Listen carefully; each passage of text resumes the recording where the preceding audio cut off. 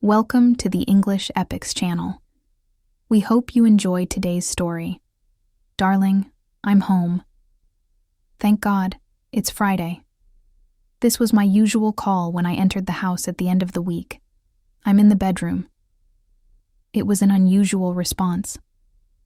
I went up to her bedroom and saw that she was finishing the last touch of her makeup. She wore the boldest makeup in the world. She was stunning. I'm going out tonight. I have a date with Jason Herbert. Don't wait up. I'll be back only tomorrow, she said, as if it were the most natural thing in the world. All right. Have a nice date, I said almost cheerfully, going downstairs. I briefly saw her astonished reflection in the mirror. I went to the fridge to grab a beer, and in the blink of an eye, she was gone, without even saying goodbye. You see, for me, it was no surprise. Everything went exactly as I had expected. My wife is a creature of habit. She more or less always does the same thing, reacts the same way to certain events. So, her strange behavior over the past 3 weeks set awful alarms in my head.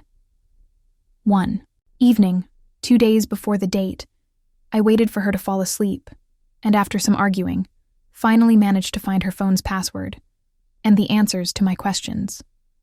She'd been planning this date with her jerk colleague for over 2 weeks. They planned to have dinner at Theodorakis, her favorite Greek restaurant. She praised their avgolemono, lemon soup, to the jerk. Then they were going to dance and end the night in a hotel, where she would present her ass to him. I loved taking my wife to Theodorakis, but she didn't know it was also my favorite spot, where I dined and entertained my clients with wine. And she couldn't have known that over the years Theo had become a good friend of mine. It took me several hours to come up with a good plan. In the morning, I called Theo and explained my situation. He was shocked by my wife's blatant disrespect, but couldn't stop laughing at my plan. That evening, just minutes after my wife left, I drove to Theodorakis and sneaked in through the service entrance with my secret ingredients to help Theo prepare an unforgettable dinner for my wife and the jerk. As expected, my wife ordered Theo's famous avgolemono. She kept praising her favorite dish, savoring every bite. I was glad she didn't notice my special spices. About half an hour after she finished her soup, she excused herself and went to the restroom. Herbert waited, and waited, and waited. She returned, full of apologies, then went back to the restroom, running like mad, and Herbert was left waiting again. Initially, Theo was skeptical that my plan to tamper with my wife's dish would actually work, but after she spent half an hour in the restroom, he had to admit that the proof was in the soup.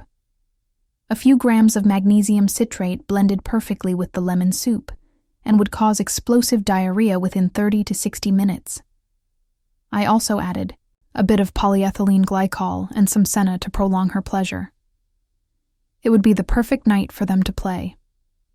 I went home, packed most of my clothes and some items in the car, and returned to wait for her comeback.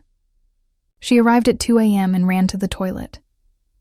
I was sitting in the living room when she came out 20 minutes later. So, how was your evening? I hope you managed to let off some steam? I smirked. Are you laughing at me? She screamed. Wow, just wow. Oh, sorry, so, how long has something been working? Laughed her again. I know you're angry, Eric. Let me just explain. Go on, spill it all. I laughed at my own jokes. She did not. Oh, by the way, here are the divorce papers. You treated our marriage like crap, so why not flush it down the drain like everything else? What the hell, Eric? I don't want a divorce. Oh, damn, I need to go again. Stop talking nonsense, Helen. Laughs. We're done here. I stood up and headed for the front door. I can't. Stay here, it stinks. Don't forget to turn on the fan when you're done. Story 2.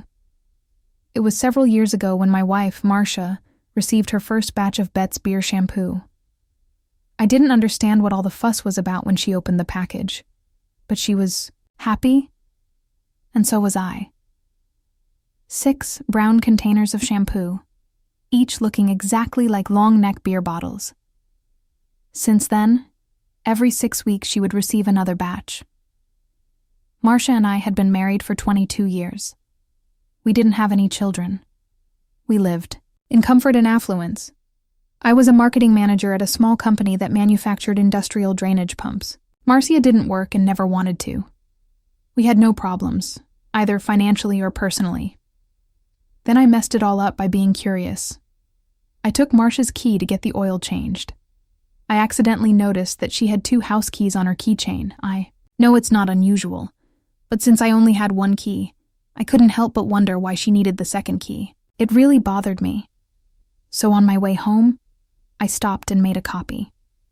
I probably could have just asked her, but for some reason I didn't. For the next 2 months, I walked around with this strange key in my pocket. The first Tuesday of every month was poker night. This month it was at Parker's apartment. Jeff Parker was the HR manager at our company. We had known each other for over 10 years. Parker was the only player in our group of 6 who wasn't married. The other 4 players were also company employees. We had been playing together for years. The host usually provided snacks. The only difference this time was the chili pepper that Benny Sis insisted each of us try. It was his wife's favorite recipe. Unfortunately, about an hour later, it hit all of us hard, and the bathroom became very crowded. Instead of waiting for a spot to free up, I dove into Parker's bedroom and used the master bathroom. I finished with the toilet paper and opened the vanity to grab a spare roll. That's when everything went south. On the second shelf, prominently displayed was a bottle of Bet's Beer shampoo. Next to the bottle was a collection of women's cosmetics that looked all too familiar. Soon after, the game broke up. The chili had gotten to all of us. Leaving, I discreetly made sure that the spare key Marcia had fit perfectly in Jeff's front door. The next day, I was useless at work. All I could think about were 5 questions. I knew the where, what, and who, but not the when, and I didn't want to know the why. By 5 o'clock, I had a pretty good idea of the when. It had to be Friday. The weekly sales production meeting I led ran from 9 to 11 a.m. Jeff Parker was not at that meeting. It was a long shot, but it was the best time for Marcia and Jeff's meeting. Of course, it could also happen on weekends when she went shopping or was out for some other reason. I caught myself pondering the whole situation. I wasn't looking for absolute proof, just a degree of confirmation. I left work a bit early and headed downtown. I found what I was looking for at the Far East Market. Fortunately, the Eastern cuisine stores in our area usually have a range of Indian goods. For $10, I bought 3 jars of henna tattoo ink, guaranteed to last 7 to 10 days. Would it work? I had no idea. Actually, I was eager to try it. At home, everything was normal. At that point, I avoided any confrontation but knew it was inevitable soon. Now, I faced a new dilemma.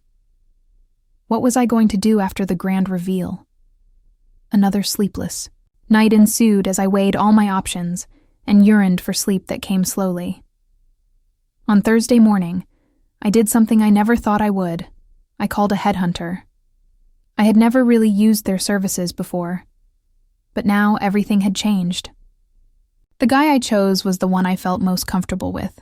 We updated my resume over the phone, and I narrowed it down to either Charlotte or Huntsville. I told him to call me back no earlier than Friday afternoon. I didn't want him to bother me to death. That day, Jeff Parker had a charity meeting for employees. I took advantage of this to go to his house and do the dirty work. Surgical gloves were necessary. I poured all 3 cones of henna into the shampoo bottle and left with a broad smile. After dinner, I spent the remainder of the evening on the computer. Things that previously didn't concern me suddenly became important. When I went to bed, it was already very late. The next morning, I noticed Jeff leaving the building as I started my weekly meeting. The day promised to be interesting. At noon, I wandered into the HR department to see if Jeff was available for lunch. I feigned the greatest surprise when his secretary informed me that Jeff had urgent family matters and would be in Baltimore all the next week. On my way back to my office, I wondered if my wife would make a similar call to me, or if she would be waiting for me at home. For lunch, I had a bento box of sushi. My headhunter arranged 3 potential interviews for me, 2 in Charlotte and 1 in Huntsville. Told him to schedule the Alabama interview for Monday and informed my boss that I would take the day off. I spent the rest of the day getting my finances in order and killing time.